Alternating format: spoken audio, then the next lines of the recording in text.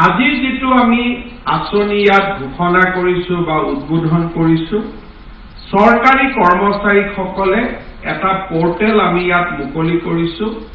পোৰ্টেলত নিজৰ নাম পঞ্জীয়ন কৰিব লাগে নিজৰ নামটো পঞ্জীয়ন আছে কাৰণ আমাৰ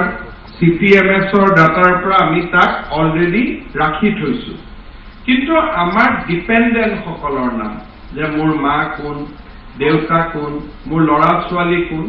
এখেতসকলৰ নাম যিমান সোনকালে পাৰে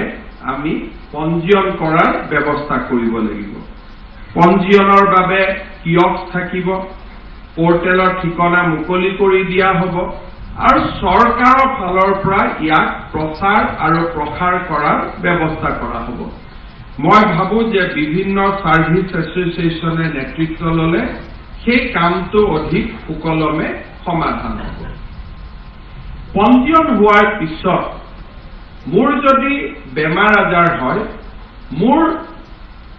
মই বিচৰা মতে যিকোনো হস্পিটাললৈকে মই যাব পাৰিম মোক ৰেফাৰেলৰ কোনো প্ৰয়োজন নাই মই যি হস্পিটালত যাব বিচাৰো মই সেই হস্পিটালতে যাব পাৰিম মই ডাউনটাউনত যাম নে জিএনআৰচিত যাম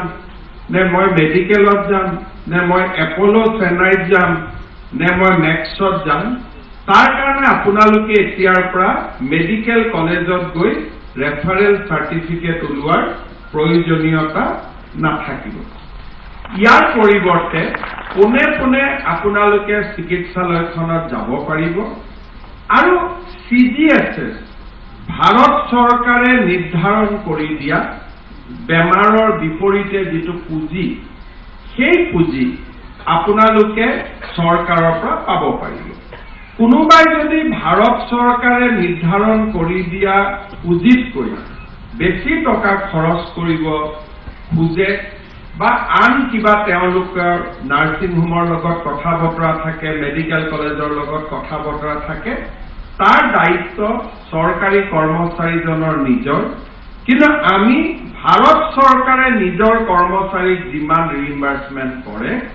আমিও আমাৰ কৰ্মচাৰীক সিমান টকা ৰিইম্বাৰ্সমেন্ট কৰিম মেডিকেলৰ পৰা মই ওলাই আহিলো মেডিকেলত মই যি য'ত দিব লাগে মই পে কৰিলো কৰি মই পোৰ্টেলত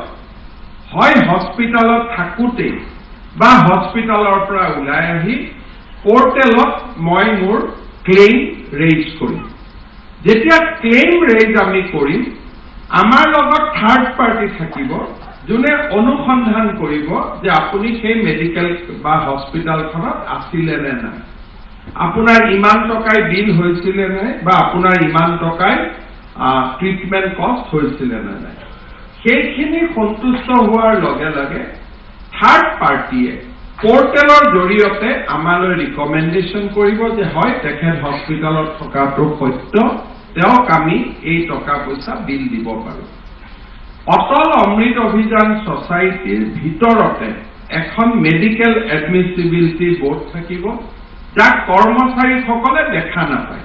এইটো এটা বেকৰুম এক্সাৰসাইজ হ'ব কাৰো ওচৰত যোৱাৰ প্ৰয়োজন নাই আমি দেখা নাপাওঁ আৰু হেলথ ডিপাৰ্টমেন্টৰ ডাইৰেক্টৰ আদি তাত যোৱাৰ প্ৰয়োজন নাই আমি সিম্পলি চাম যে এওঁ ইমানখিনি ট্ৰিটমেন্ট কৰিছিলে আৰু থাৰ্ড পাৰ্টিয়েও তেওঁক চাৰ্টিফাই কৰিছে গতিকে আমি তেওঁৰ বেংক একাউণ্টলৈকে টকাটো পঠাই দিম